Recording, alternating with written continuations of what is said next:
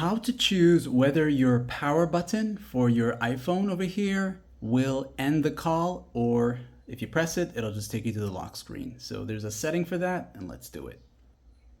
Define it, go into the settings, then within your settings of your iPhone, go down until you reach accessibility. And as you enter into this area here, you are going to scroll down past all these here until you reach the touch area right there.